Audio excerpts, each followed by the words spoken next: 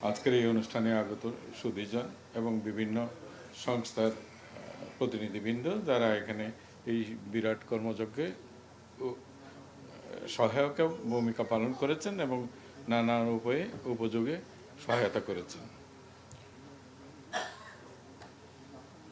আজকের এই দিনটি আমাদের সকলের জন্য এক গভীর আবেগ এবং শ্রদ্ধার দিন। জুলাই 2024-এর গণ অভ্যুত্থানে যারা এদেশের জন্য অকাতরে প্রাণ দিয়েছেন, বীর শহীদদের প্রতি জানাই আমাদের বিনম্র শ্রদ্ধা। রায়ের বাজার কবরস্থানে অজ্ঞাত পরিচয়ে শায়িত সেই বীরদের স্বজনদের কাছে ফিরিয়ে দেওয়ার এক মহতী অনুষ্ঠানে আমরা আজ এখানে সমবেত হয়েছি। আপনাদের সকলের স্মরণে থাকবে 2024 সালের জুলাই মাসে সেই উত্তাল সময়ে ঢাকার বিভিন্ন স্থানে নিহত অনেক নারী ও পুরুষের মৃতদেহ অজ্ঞাত পরিচয়ে রায়ের বাজার কবরস্থানে দাফন করা হয়েছিল। শহীদদের পরিচয় উদ্ঘাটনে মুক্তিযুদ্ধ বিষয়ক মন্ত্রণালয়ের সিদ্ধান্ত অনুসারে অর্পণ করা হয় সিআইডির উপর এবং তা একটি সুসংগঠিত কার্যক্রমের রূপ নেয়। এই কঠিন কাজটি সম্পন্ন করতে বিদেশি বিশেষজ্ঞ এবং আন্তর্জাতিক মানদণ্ড অনুসরণ করা হয়েছে। বিশিষ্ট ফরেনসিক বিজ্ঞানী ডক্টর মরিস টিবল-বিন্স বাংলাদেশে আগমন করে সিআইডির ফরেনসিক, ডিএনএ ও মেডিকেল ফরেনসিক টিম সমূহকে দুদিনব্যাপী কর্মশালার মাধ্যমে প্রশিক্ষণ প্রদান করেন। পরবর্তীতে ইউএনএসসিআর এর সহায়তায় ডক্টর লুইস ফন্ডিব্রিডাস এর নেতৃত্বে পরিচালিত এই কার্যক্রমে মিনেসোটা প্রোটোকল অনুসরণ করা হয়েছে। কবর থেকে মোট 114টি মৃতদেহ উত্তোলন, ময়নাতদন্ত এবং ডিএনএ নমুনা সংগ্রহের মতো সংবেদনশীল কাজ অত্যন্ত সততা ও স্বচ্ছতার সাথে সম্পন্ন হয়েছে। আজ আমরা ঘোষণা করছি যে দীর্ঘ প্রতীক্ষার পর 9টি পরিবারের সংগৃহীত ডিএনএ নমুনার মাধ্যমে ইতিমধ্যে 8 জন অজ্ঞাতনামা শহীদের পরিচয় সফলভাবে সম্পন্ন করা সম্ভব হয়েছে। এই শনাক্তকরণের ফলে শহীদের পরিবারগুলো অন্ততপক্ষে জানতে পারছেন যে তাদের প্রিয়জনের ভাগ্যে কী ঘটেছে বা তারা ঠিক কোন স্থানে শায়িত আছেন, যা তাদের জন্য এবং জাতির জন্য এক বিরাট মানসিক শান্তির কারণ হবে।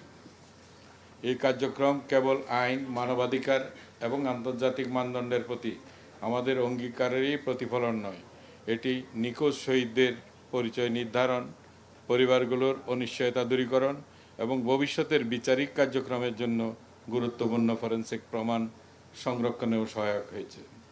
এই মহৎ কাজে যারা অক্লান্ত পরিশ্রম করেছেন, সিআইডি, ফরেনসিক বিশেষজ্ঞ চিকিৎসক, নির্বাহী ম্যাজিস্ট্রেট, ডিএমপি, ডিএনসিসি এবং জুলাই শহীদ স্মৃতি ফাউন্ডেশন সহ সংশ্লিষ্ট সকল সংস্থা ও ব্যক্তিবর্গকে আমি আন্তরিক ধন্যবাদ ও কৃতজ্ঞতা জানাই। বিশেষ করে সিআইডি প্রধান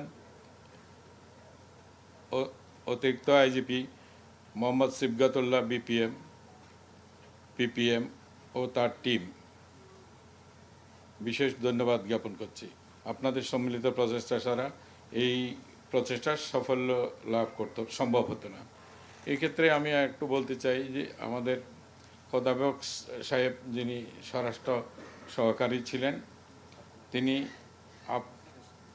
আপ্রাণ প্রচেষ্টা চালিয়েছেন এই কার্যক্রম যাতে সফল হয় এবং এটার জন্য উদ্যোগ আয়োজনের প্রাথমিক দিক থেকে উনি অনেক পরিশ্রম করেছেন। আজকে তিনি এখানে উপস্থিত নাই, কিন্তু তার এই অবদান আমি কৃতজ্ঞ চিত্তে স্মরণ করছি। যদিও এখনো কিছু শহীদের পরিচয় উদ্ঘাটন বাকি রয়েছে, আমরা অঙ্গীকার করছি যে এই প্রক্রিয়া অব্যাহত থাকবে এবং সকল শহীদকে তাদের আপনজনের কাছে ফিরিয়ে দেওয়ার জন্য আমরা বদ্ধপরিকর। এই প্রক্রিয়ার মধ্য দিয়ে সিআইডি এবং সংশ্লিষ্ট সংস্থার ব্যক্তিবর্গ এক বিরাট অভিজ্ঞতা ও সক্ষমতা অর্জন করেছে।